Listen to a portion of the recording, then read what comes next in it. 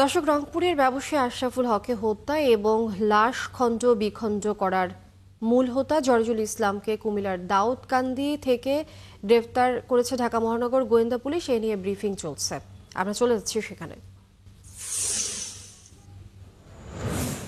2025 তারিখ জরেজ ও আশরাফুল শামীমার সাথে দেখা করে ঢাকার নূরপুর এলাকায় 5,500 টাকা দিয়ে একটি বাসা ভাড়া করে তিনজনই একত্রে ভাড়া বাসায় ওঠেন।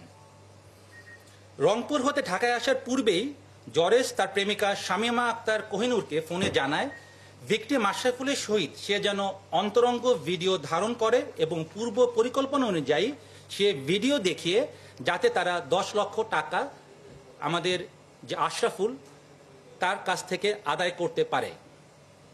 পূর্ব পরিকল্পনা অনুযায়ী ভিকটিম আশরাফুলকে শামীমা মাল্টার শরবতের সাথে ঘুমের ওষুধ খাইয়ে হালকা অচেতন করে যাতে বাইরে হতে জরেজ অন্তরঙ্গ মুহূর্তের ভিডিও ধারণ করলে আশরাফুল তা বুঝতে না পারে। পরবর্তীতে যখন একান্ত সময় কাটায় তখন জরেজ বাইরে হতে ভিডিও ধারণ করে থাকে এবং উক্ত ভিডিও আপনাদের সামনে যে মোবাইল আমরা জব্দ করেছি তাতে আমরা পাই এবং ওই অশ্লীল ভিডিওগুলো ধারণ করে সে পরবর্তীতে ব্ল্যাকমেইলিংয়ের একটা চেষ্টা করে বলে আমরা বুঝতে পারি।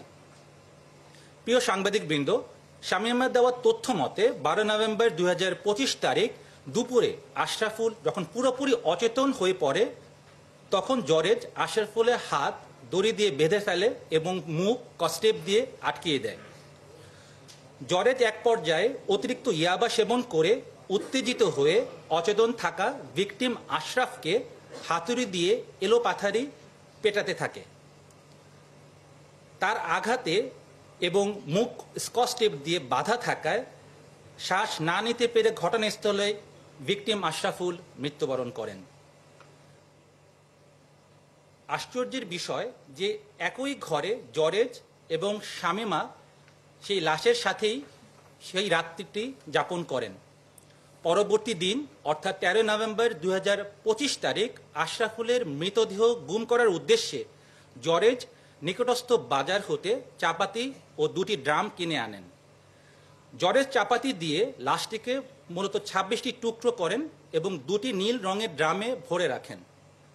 সিসিটিভি ফুটেজ বিশ্লেষণ করে আমরা যেটা দেখতে পাই যে বাসা থেকে দুপুর 2টা 43 মিনিটে একটি সিএনজি ভাড়া করে ড্রাম দুটি সিএনজিতে নিয়ে দুপুর 2টা 52 মিনিটে তারা বাসা হতে রওনা করেন।